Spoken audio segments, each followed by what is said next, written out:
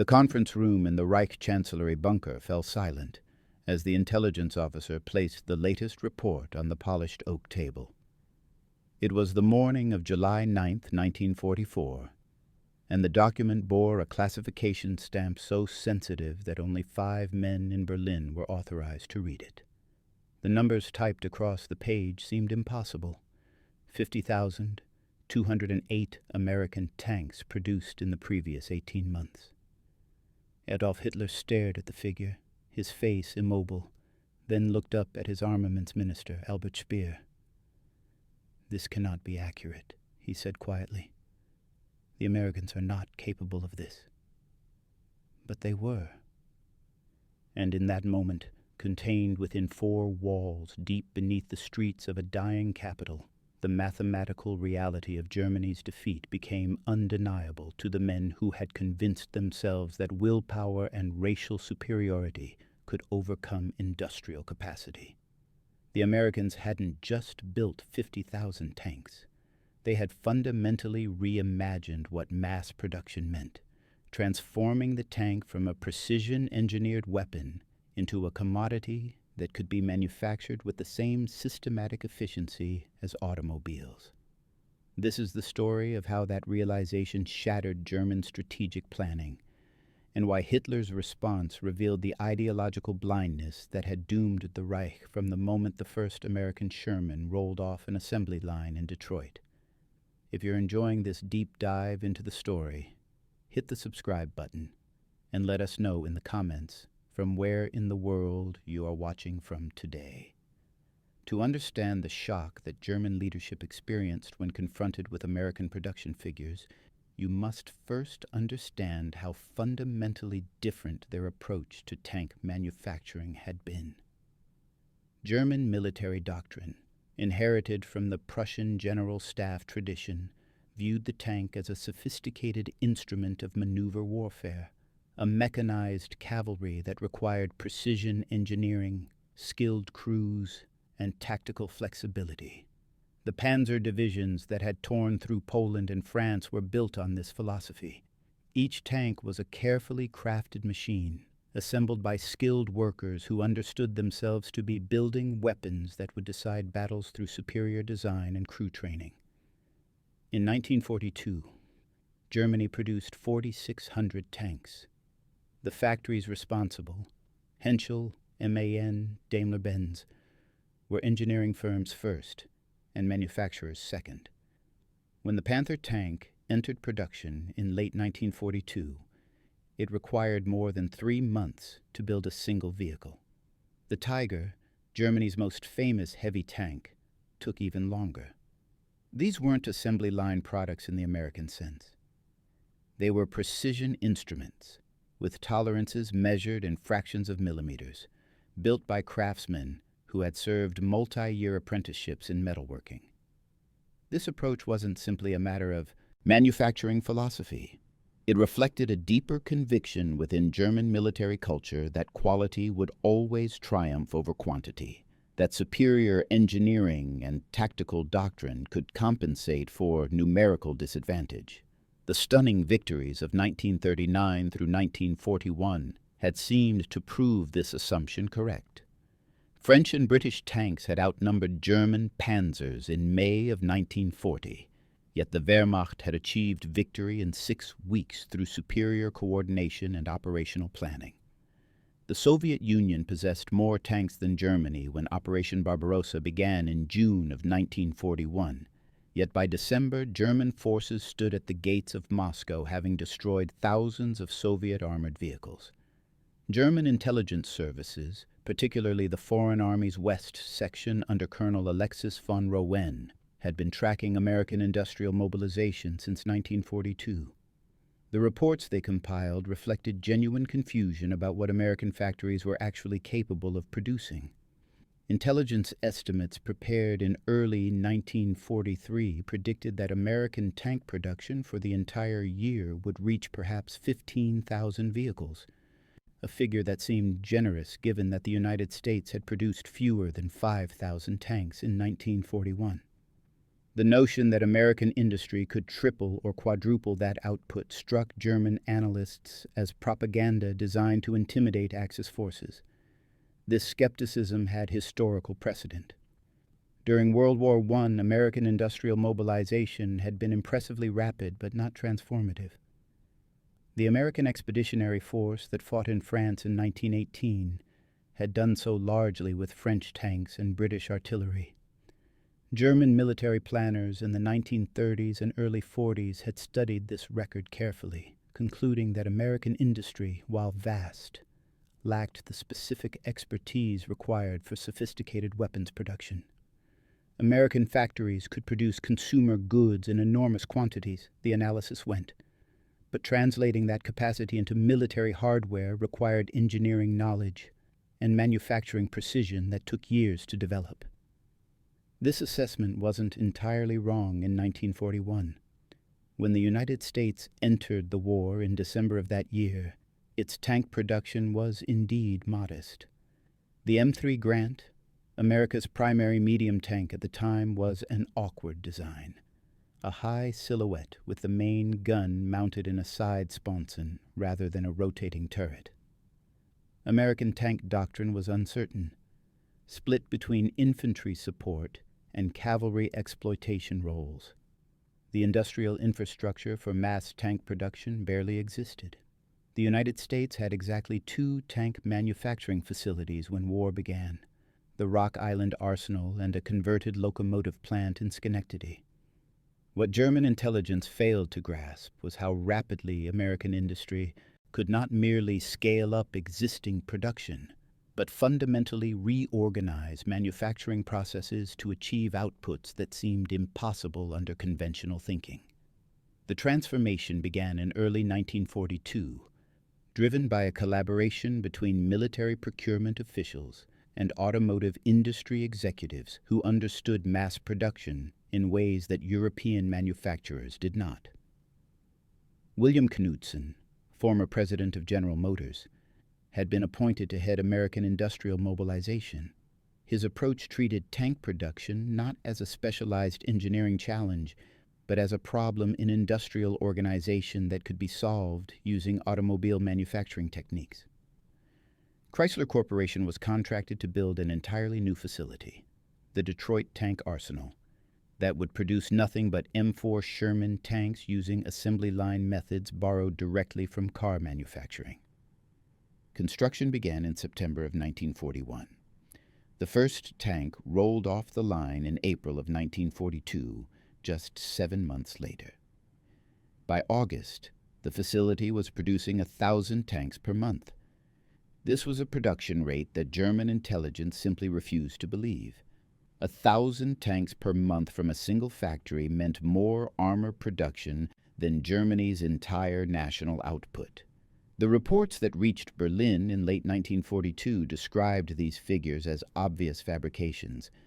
American propaganda meant to boost home front morale. The Abwehr, Germany's military intelligence service, issued assessments concluding that actual American production was likely 30 to 40% of claimed figures. This became the official estimate used for strategic planning throughout 1943. The methodology behind this dismissal was revealing. German analysts applied their own manufacturing experience as a baseline.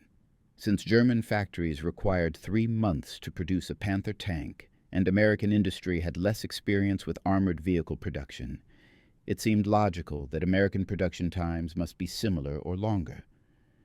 The possibility that American factories had reconceptualized the entire manufacturing process, building tanks the way Ford built Model Ts, fell outside the analytical framework German intelligence used to evaluate enemy capabilities. But American factories weren't just building faster, they were building differently. The Sherman tank was designed from the beginning for mass production. Its components were standardized, interchangeable, and manufactured using stamped steel rather than machined armor plate wherever possible. The transmission was a modified truck component. The engine was a radial aircraft engine originally designed for bombers. produced in enormous quantities by Wright Aeronautical. The suspension used vertical volute springs that could be replaced in the field with simple tools. Every design choice prioritized manufacturing speed and maintenance simplicity over theoretical performance optimization. German tankers who first encountered Shermans in North Africa in late 1942 noted these compromises. The Sherman's armor was thinner than a Panzer IV's frontal plate. Its gun, a 75mm weapon originally designed for the French in 1940, was adequate but not exceptional. The high profile made it easier to spot and target. German after-action reports from Tunisia described the Sherman as inferior to contemporary German designs in almost every measurable category. These assessments, filtered back to Berlin, reinforced the conviction that American tanks were quantity over quality, products of an industrial system that could build many vehicles but not good ones. What those reports missed was the strategic calculation embedded in Sherman design.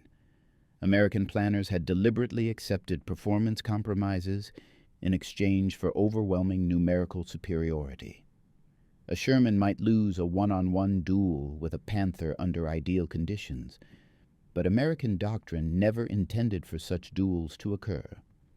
The operational concept was to achieve 5-to-1 or 10-to-1 numerical advantages at points of attack, using surplus tanks to flank superior German armor while accepting higher loss rates.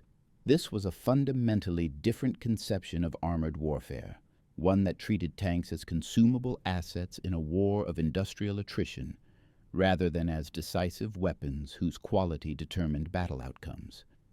By mid-1943, evidence of American production capacity was becoming harder to dismiss. German forces in Tunisia had been overwhelmed not through superior Allied tactics, but through sheer material preponderance. The British 8th Army and American 2nd Corps had deployed more than 600 tanks in the final offensives that crushed the Afrika Korps in May. German forces, starved of supplies across contested Mediterranean shipping lanes, had fewer than 100 operational panzers by the campaign's end. After-action reports noted that destroyed Allied tanks were often replaced within days, while German armor losses were permanent. The Sicily invasion in July of 1943 made the pattern unmistakable. Allied forces landed with more than 600 tanks in the initial assault waves. German and Italian defenders possessed fewer than 200 armored vehicles for the entire island. Within 2 weeks of fighting, Allied tank strength had actually increased as supply ships delivered replacement vehicles faster than combat could destroy them. This was a logistical reality that German operational planning had no framework to address. In every previous campaign, tank strength had declined over time as combat attrition exceeded replacement capacity. The Allies appeared to operate under completely different mathematical rules. German intelligence revised its estimates upward in August of 1943, now projecting American tank production at perhaps 25,000 vehicles annually. This represented a significant adjustment, but still fell short of reality. The revision was based on observed Allied deployments rather than direct knowledge of American manufacturing capacity. Since Allied forces in the Mediterranean and preparing for cross-channel invasion included approximately 15,000 tanks by mid-1943, intelligence analysts calculated backward to estimate production rates, adding conservative margins for training, transit losses, and reserve stocks. The actual figure for American tank production in 1943 was 29,398 vehicles. This total included not just Shermans, but also light tanks, tank destroyers, and specialized variants. The Sherman alone accounted for 21,565 units that year. American factories were producing, on average, 59 Shermans per day, more tanks every week than Germany produced in an entire month. Albert Speer, who had become Minister of Armaments and War Production in February of 1942, understood before most of German leadership that the Reich was losing an industrial arms race it could not win.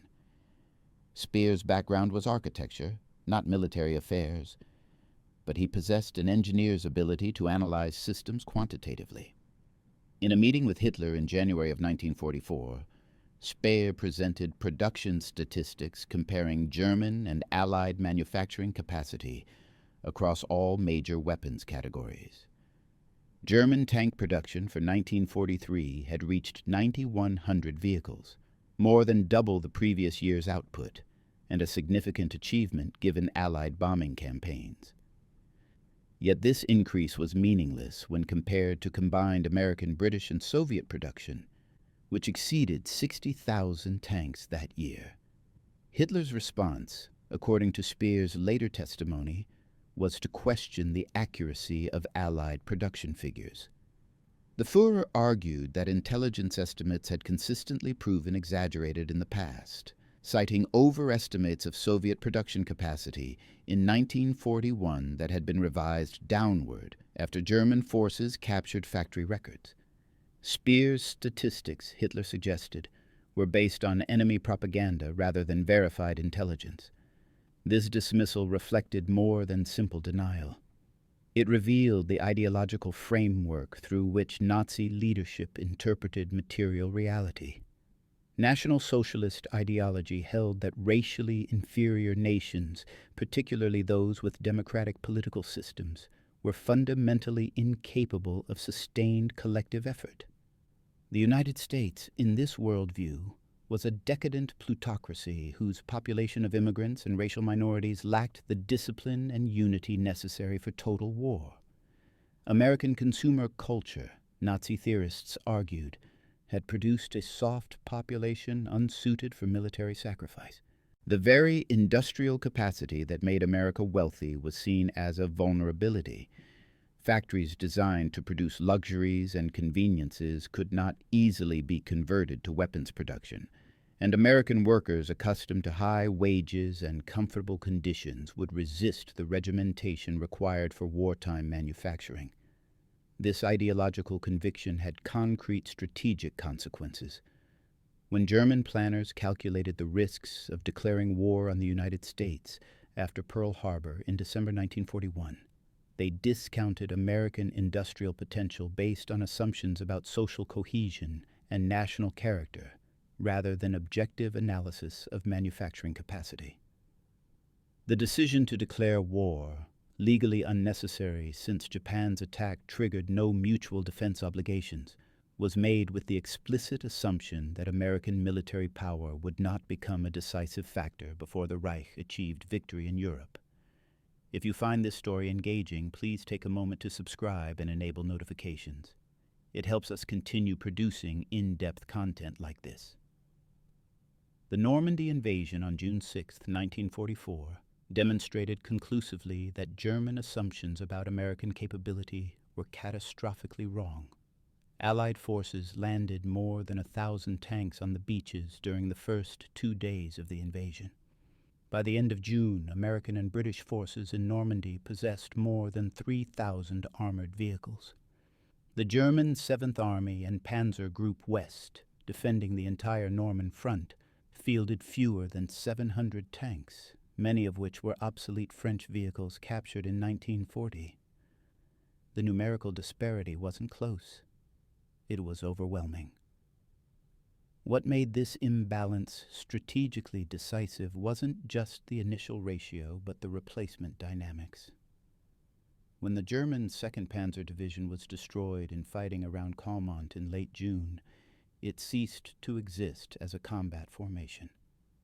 Replacement vehicles arrived slowly, if at all, constrained by Allied air interdiction and Germany's limited production capacity. When the American 2nd Armored Division suffered comparable losses in the same battles, replacement tanks arrived within weeks, sometimes days. Tank transporters moved replacement Shermans directly from Cherbourg Harbor to forward assembly areas. Damaged tanks were recovered, repaired, and returned to service using a logistics system that treated armor the way 19th century armies had treated ammunition, as expendable supplies to be consumed and replenished continuously. German tankers reported encounters that seemed to defy military logic. A Panther tank company would destroy a Sherman platoon in the morning, only to face another American tank platoon with fresh crews and new vehicles in the same sector that afternoon. This wasn't the armored warfare German doctrine anticipated, where battles were decided by superior tactical employment of limited armored reserves. This was industrial attrition warfare, where the side with larger factories would inevitably grind down an opponent through simple mathematical exhaustion. The intelligence report that landed on Hitler's desk in July of 1944 compiled data from multiple sources. Captured Allied supply manifests found during the fighting at Caen included shipping records showing tank deliveries to Normandy. Interrogations of captured American tankers revealed that their divisions had received replacement vehicles despite heavy combat losses.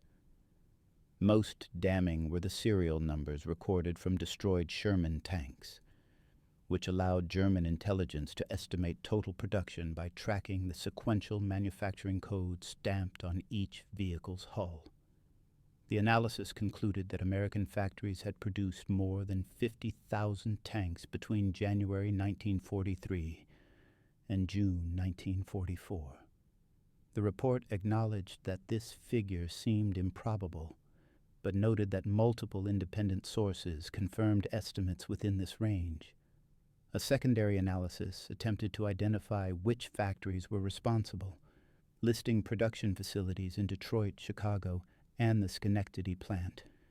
Information gleaned from captured documents and radio intercepts of American logistics communications.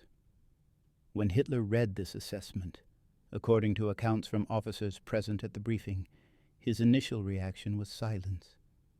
He examined the supporting documentation, asking specific questions about methodology and source reliability. Then he turned to Speer and asked whether German industry could achieve comparable output. Speer's answer was carefully precise. Current German tank production was running approximately 700 vehicles per month, roughly 8,400 annually. Expanding this output would require additional factory space, increased steel allocation, and most critically, more skilled labor. Even under optimal conditions, doubling production was probably the maximum achievable increase. Matching American output was impossible. The room remained quiet as Hitler processed this information. What he said next has been recorded in multiple memoirs from participants at that meeting.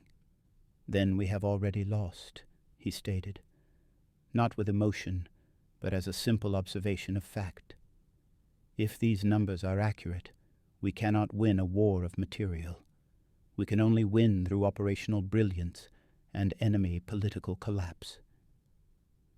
This was the moment when the Führer's strategic thinking shifted from conventional military victory to something more desperate, a hope that spectacular defensive successes might fracture Allied political will before German resources were completely exhausted.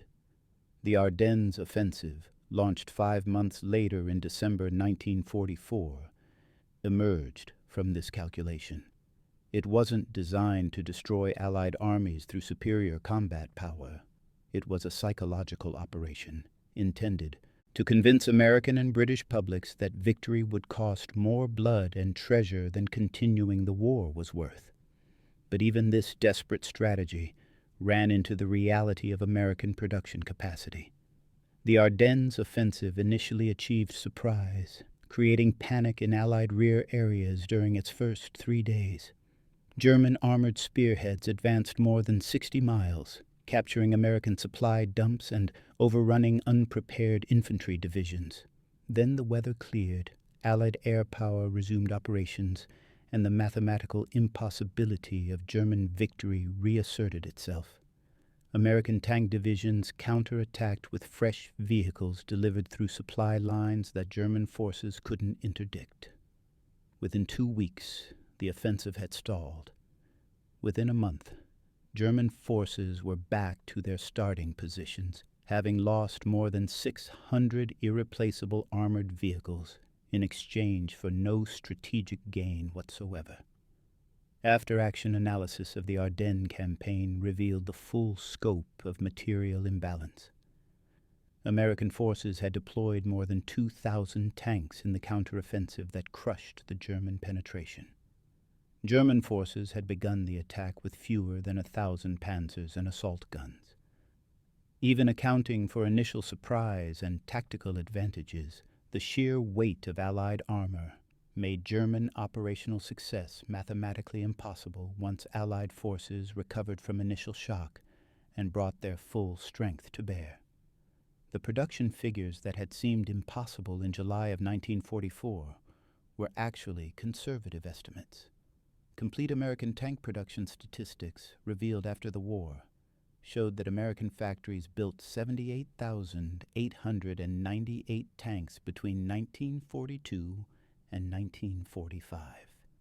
Of these, 49,234 were Sherman variants, the medium tank that became the standard armored vehicle for American, British, Free French, and Polish forces in Western Europe. Peak monthly production occurred in December of 1943, when American factories delivered 3,117 tanks, more than Germany produced in the entire first half of that year. These weren't just impressive statistics.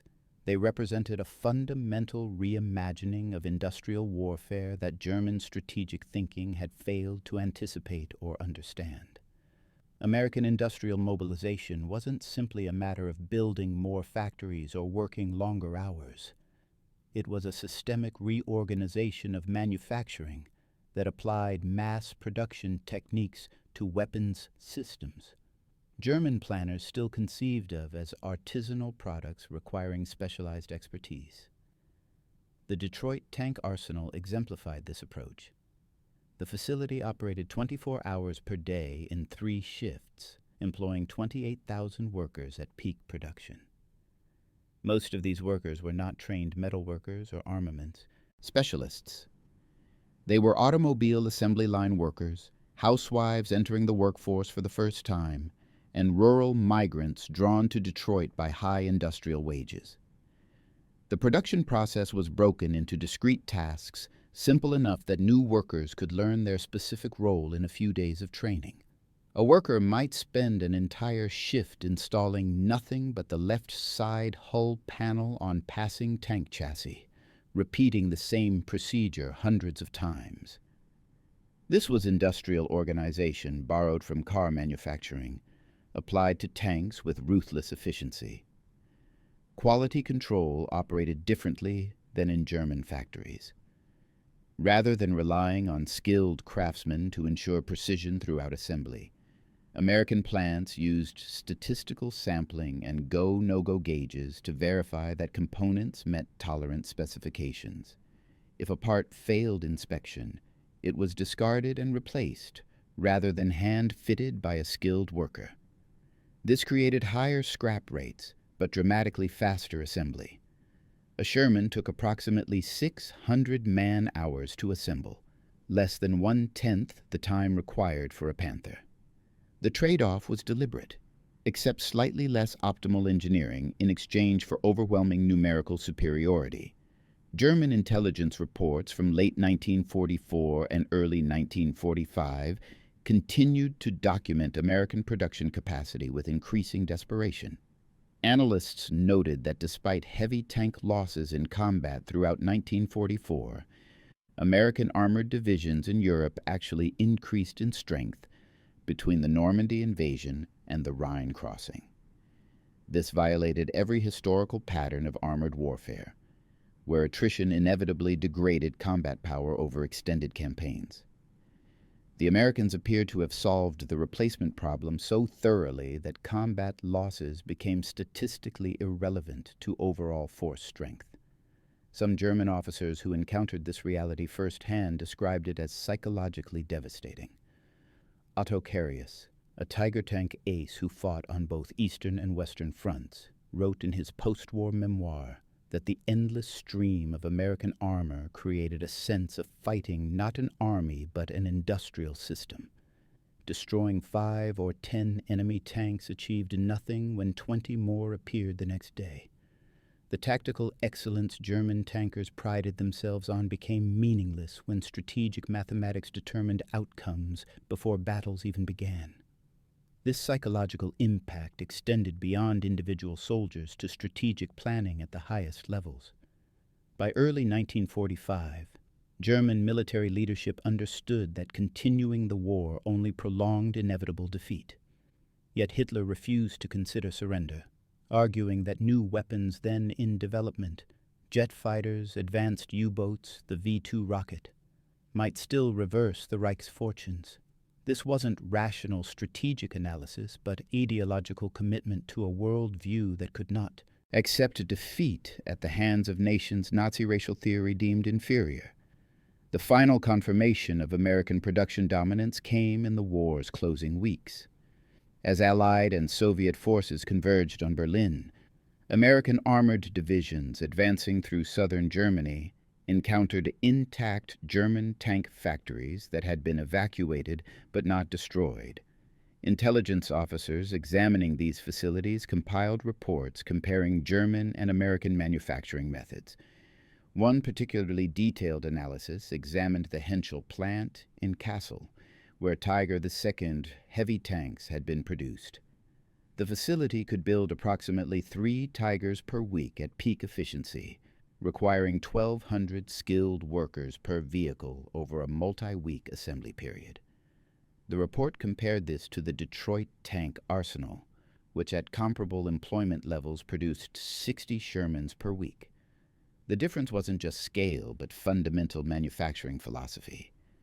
German tank production remained essentially artisanal despite mechanization, skilled workers crafting complex machines to exacting standards. American production was industrial in the modern sense, semi-skilled workers operating specialized machinery to assemble standardized components into functional weapon systems. Continuation Part 2. The contrast illuminated something deeper than manufacturing efficiency. It revealed competing visions of modernity itself. German industrial culture, rooted in 19th century traditions of craft mastery and technical excellence, viewed the tank as a sophisticated weapon that required expertise to produce correctly. American industrial culture, shaped by Ford's assembly line revolution, viewed the tank as a mechanical problem to be solved through systematic process design. One approach prioritized the quality of individual units. The other prioritized the optimization of production systems. In a war of attrition between industrial economies, the second approach possessed overwhelming advantages.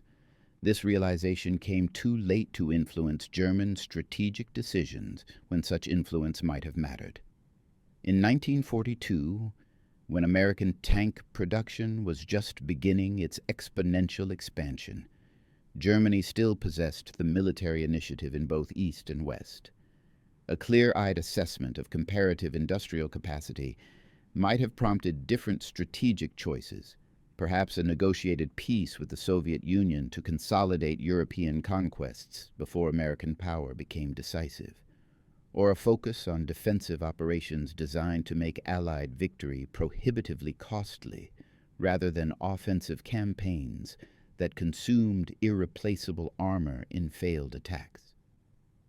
Instead, German leadership persisted in believing that tactical excellence and superior equipment quality could compensate for numerical disadvantage. This conviction was reinforced by early successes against Soviet numerical superiority and by genuine German advantages in tank design. During 1942 and early 1943, the Tiger the Force, introduced in August of 1942, was virtually immune to any Allied tank gun when engaged frontally. Its 88-millimeter gun could destroy any Allied tank at ranges exceeding 2,000 meters. German tankers and Tigers reported combat ratios of 10-to-1 or better against Soviet T-34 tanks and American Shermans. These tactical successes created a dangerous feedback loop. Each report of a Tiger destroying multiple enemy tanks reinforced leadership's conviction that quality trumped quantity. What these reports obscured was that numerical attrition still favored the Allies even at 10-to-1 loss ratios, because Allied production replaced losses while German production could not. A Tiger might destroy 10 Shermans before being disabled, but those 10 Shermans would be replaced within weeks, while the Tiger, once lost, represented an irreplaceable asset. The mathematics of industrial warfare rendered tactical excellence strategically irrelevant when production disparities reached the levels American industry achieved. Albert Speer understood this dynamic and attempted to convey it to Hitler repeatedly during 1944. In a memorandum dated August 21st of that year, Speer laid out production statistics with brutal clarity. Germany had produced 7,416 tanks and assault guns in the first 7 months of 1944, a respectable figure representing continued increases in output despite Allied bombing. American production for the same period exceeded 21,000 tanks. Soviet production added another 18,000. The combined Allied total was more than 5 times German output, and this ratio was likely to widen as American factories reached full capacity while German production faced increasing disruption from air attacks on transportation infrastructure. Speer's memo concluded with a stark assessment. Germany could not win a war of material production against enemies whose combined industrial capacity exceeded the Reich's by factors of 10 or more in some categories. The only viable strategy was to achieve a defensive position strong enough to convince Allied populations that continuing the war wasn't worth the cost in casualties. This required concentrating resources on weapon systems that maximized defensive advantage: anti-tank guns, fighter aircraft, fortifications, rather than continuing to produce offensive weapons like tanks that would be destroyed in attacks Germany lacked the strength to sustain. Hitler's response, according to Speer's later testimony, was to reject the premise of the analysis. The Führer argued that statistical comparisons ignored qualitative advantages German weapons maintained over Allied equipment. A single Tiger II heavy tank, he noted, was worth 20 Shermans in combat effectiveness. Therefore, the relevant comparison wasn't crude. Production totals, but combat value of forces in the field. By this metric, German armored forces remained competitive despite numerical disadvantage. This response illustrated the fundamental disconnect between Hitler's worldview and material reality. The assumption that a Tiger II was worth 20 Shermans in combat was questionable even as tactical assessment. Actual combat reports suggested ratios closer to 5 or 6 to 1 under favorable conditions, and approaching parity in close terrain where the Tiger's range advantage became irrelevant. But even accepting the 20-to-1 ratio, the mathematics still didn't work. Germany produced fewer than 500 Tiger II tanks during their entire production run from January to March of 1945. America produced more than 10,000 Shermans during the same period. The quality advantage Hitler cited was real, but insufficient to overcome such massive quantitative disparities. The ideological dimension of this denial deserves examination because it illuminates how political worldview can distort strategic assessment even when accurate information is available. National Socialism was built on racial theories that ranked nations and peoples according to supposed biological capacities. This hierarchy placed Nordic and Germanic peoples at the apex, with Slavs, Latins, and particularly racial minorities at lower levels. The United States, in Nazi racial theory, was a mongrel nation whose population of diverse immigrants, African Americans, and Jews could never achieve the unity and discipline of a racially homogeneous Aryan state. These ideological commitments created analytical blind spots that persisted even when empirical evidence contradicted underlying assumptions. When German intelligence reported American production figures that exceeded projections by factors of 2 or 3, the response wasn't to update assumptions about American capability, but to question the accuracy of the intelligence. When battlefield reports confirmed that American units possessed more tanks than seemed possible, the explanation wasn't that American industry had achieved unprecedented production rates, but that intelligence estimates must have been wrong from the beginning. The possibility that Nazi racial theory might be fundamentally incorrect was not considered because it would require abandoning the ideological framework that justified the entire war. This pattern of motivated reasoning wasn't unique to Hitler. It permeated German strategic planning at multiple levels throughout the war. When the Soviet Union demonstrated production capacity far exceeding German pre-war estimates, German analysts attributed this to British and American aid rather than acknowledging that Soviet industrial organization might be more effective than Nazi ideology predicted. When American forces demonstrated tactical competence in Italy and France, German after-action reports emphasized Allied material advantages rather than considering that American training and doctrine might have genuine merit. The consistent pattern was to interpret evidence in ways that preserved ideological commitments, rather than updating beliefs based on observed reality. The consequences of this analytical failure were catastrophic. By the time German leadership fully accepted the reality of Allied production superiority, strategic options had narrowed to the point where no plausible path to victory remained. The Ardennes offensive in December of 1944 represented a last attempt to achieve operational success that might create political openings for negotiated settlement. The offensive's failure confirmed what the production statistics had been saying for more than a year. Germany could not generate sufficient combat power to materially alter the strategic situation, regardless of tactical skill or operational planning. The final months of the war demonstrated what happened when ideology confronted irreversible material reality. As Allied and Soviet forces closed in on Germany from all directions, Hitler issued increasingly detached orders for counteroffensives using armored divisions that existed only on planning maps. The 12th Army, ordered to relieve Berlin in April of 1945, possessed perhaps 30 operational tanks facing Soviet forces with thousands of armored vehicles. The disparity had become so overwhelming that combat outcomes were determined before engagements began. German tactical competence, which remained high even in the war's final weeks, could achieve nothing against enemies who could replace losses faster than combat could inflict them. American tank production continued at high levels through the war's end, with factories delivering more than 11,000 tanks in the first 4 months of 1945, despite Germany's imminent defeat being obvious to all observers. This production continued not because additional tanks were needed for European operations, but because American war planning anticipated a lengthy Pacific campaign where armored forces would play significant roles in the invasion of Japan. The same industrial system that had overwhelmed Germany was preparing to apply identical methods against Japan, with production schedules calling for 15,000 additional tanks in the second half of 1945. The atomic bombings of Hiroshima and Nagasaki in August rendered this production unnecessary.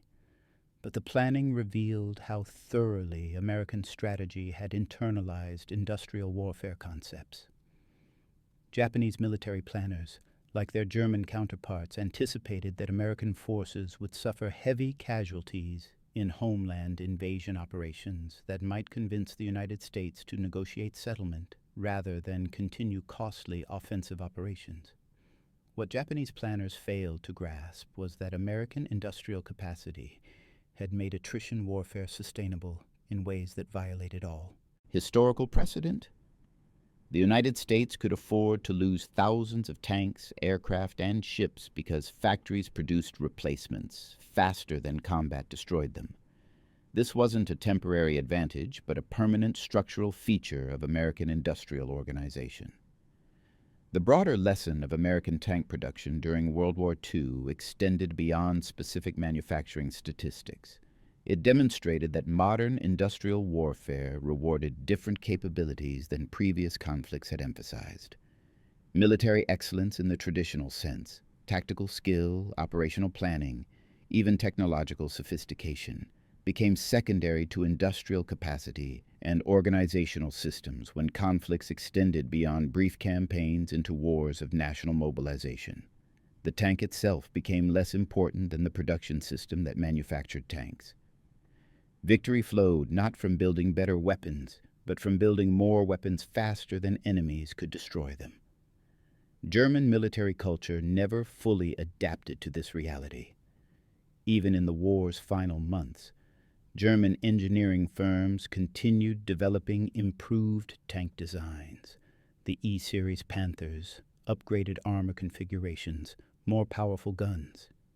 These developments reflected a persistent belief that the right technical solution could overcome material disadvantage. American tank development during the same period focused less on performance optimization than on manufacturing efficiency, part standardization, and maintenance simplification. The M26 Pershing heavy tank, introduced in early 1945, represented modest performance improvements over the Sherman, but was designed primarily for ease of production and logistical support. This philosophical difference reflected deeper divergences in how the two nations conceptualized industrial modernity. German industry retained elements of artisanal tradition even as it mechanized, valuing skilled labor and precision engineering as markers of quality. American industry had fully embraced mass production as a distinct manufacturing philosophy, where quality emerged from process control rather than worker skill. Neither approach was inherently superior in all contexts. German methods produced weapons of genuine technical excellence. But in the specific context of total war between industrial economies, American methods possessed decisive advantages. The personal trajectories of key figures in this story illuminate how individuals processed the collision between ideology and material fact. Albert Speer, despite understanding the mathematical impossibility of German victory by mid-1944, continued organizing war production through the Reich's final collapse. His post-war memoirs attempted to position himself as a technocrat who had opposed Hitler's strategic delusions, but contemporary documents reveal that Speer remained committed to maximizing production even when such efforts only prolonged inevitable defeat. The explanation isn't simple opportunism, but something more complex, an inability to act on assessments that contradicted the ideological framework within which his entire career had been constructed. Hitler never publicly acknowledged that German defeat resulted from industrial inadequacy rather than military failures or betrayal. His final testament, dictated in the Berlin bunker days before his suicide, blamed the war's outcome on the weakness of the German people, the treachery of the generals, and the machinations of international Jewry. The possibility that Nazi racial theories might be wrong, that democratic capitalist nations might possess systematic advantages in industrial organization, remained inconceivable, even when Soviet and American forces stood blocks away from his final refuge. This wasn't denial of a specific military defeat, but rejection of an entire empirical reality that contradicted ideological conviction. The American industrialists and officials who organized tank production received less historical attention than their military counterparts, yet their contributions were arguably more decisive to the war's outcome. William Knudsen died in 1948, largely forgotten outside automotive industry circles, despite having organized production systems that built more than half the combat vehicles used by Allied forces.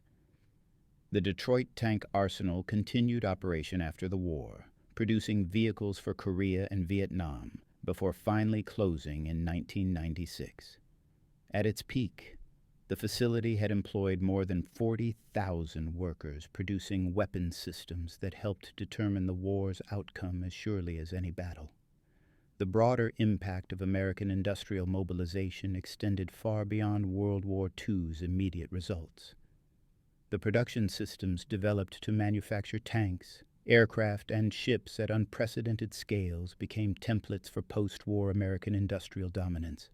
The organizational techniques, quality control methods, and supply chain management approaches pioneered in wartime factories translated directly into civilian applications. The same logistical expertise that delivered replacement Shermans to Normandy within days of combat losses later enabled American corporations to operate global supply chains moving consumer goods across continents with similar efficiency. For Germany, the lesson of production capacity came too late to influence strategic outcomes, but shaped post-war understanding of modern warfare.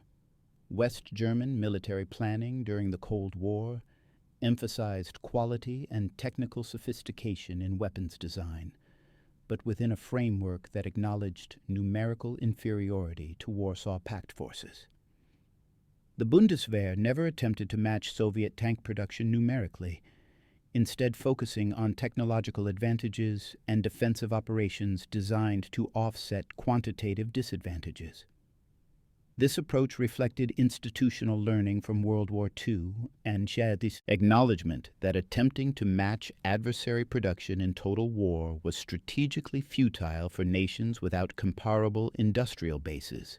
The Soviet Union drew different lessons from observing American production capacity during World War II. Stalin recognized that defeating Germany had required massive material superiority, achieved through both Soviet production increases and Allied aid deliveries. Post-war Soviet military doctrine emphasized quantitative advantages even more heavily than American approaches, with tank production reaching levels during the Cold War that exceeded even wartime American output. The T-54 and T-55 tanks, produced in quantities exceeding 70,000 units between 1945 and 1980, reflected a strategic calculation that numerical preponderance could compensate for individual unit quality differences, essentially applying the same logic American industry had used against Germany. The specific figure that had seemed impossible in July of 1944, 50,000 tanks in 18 months, became a historical footnote, remarkable primarily for how thoroughly it had been exceeded by war's end. Final American tank production totaled 78,898 units between 1942 and 1945, with peak monthly production approaching levels that would have supplied Germany's entire annual needs in a single 30-day period. These weren't anomalous achievements, but systematic results of industrial organization that treated weapons production as a mass manufacturing challenge amenable to the same techniques that had revolutionized consumer goods production in the 1920s and 30s. The question of what Hitler said when confronted with American production figures has a documented answer, but the more significant question is why that answer mattered so little to subsequent German strategy.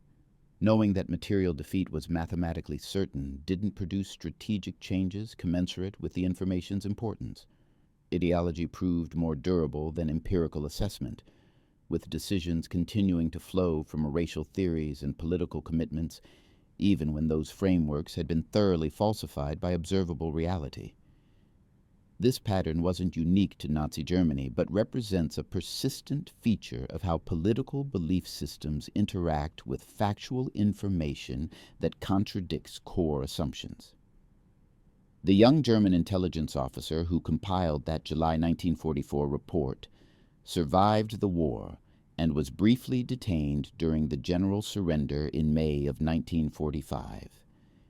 In post-war interrogations, he confirmed that the 50,000 tank figure had been considered accurate by the Foreign Army's West Section, despite seeming implausible, and that senior leadership's response had been skepticism rather than strategic adjustment.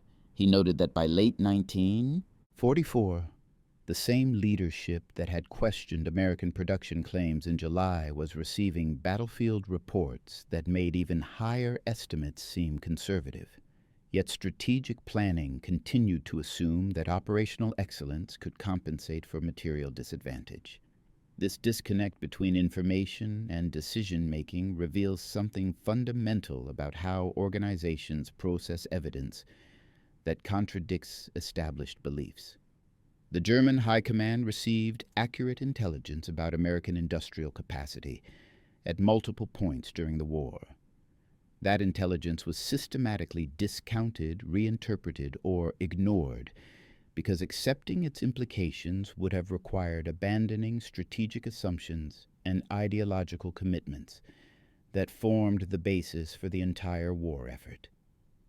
Changing strategy based on production assessments would have meant admitting that the war was unwinnable, a conclusion that remained politically and psychologically unacceptable until military defeat made denial impossible. American strategic planners, conversely, made production capacity central to war planning from the beginning. The Victory Program, developed in 1941 before American entry into the war, calculated force requirements based on industrial mobilization timelines rather than immediate military capability. The assumption was that American advantages lay in production potential rather than existing military strength, and that strategy should emphasize wearing down enemies through sustained material superiority rather than seeking decisive battlefield victories with limited forces. This approach proved prescient, though not because American planners possessed unusual strategic genius, but because they correctly assessed their nation's comparative advantages and designed strategy to exploit them. The legacy of this production achievement extends into contemporary military planning. Modern discussions of defense industrial capacity frequently reference World War II American mobilization as either a model to emulate or an impossible standard given changed economic conditions. The ability to rapidly expand production from peacetime levels to wartime requirements remains a strategic consideration for nations planning for potential large-scale conflicts. China's development of massive shipbuilding capacity, for example, reflects calculations about sustaining military operations through industrial production rather than relying on existing stockpiles, a lesson drawn directly from World War II experience. For the individuals who experienced this history directly, the tank crews, factory workers, and military planners, the production statistics represented different things. For German tankers, American numerical superiority meant fighting against impossible odds where tactical excellence achieved temporary successes but couldn't change strategic outcomes. For American workers, building tanks became both patriotic contribution and economic opportunity, with industrial wages enabling middle-class prosperity.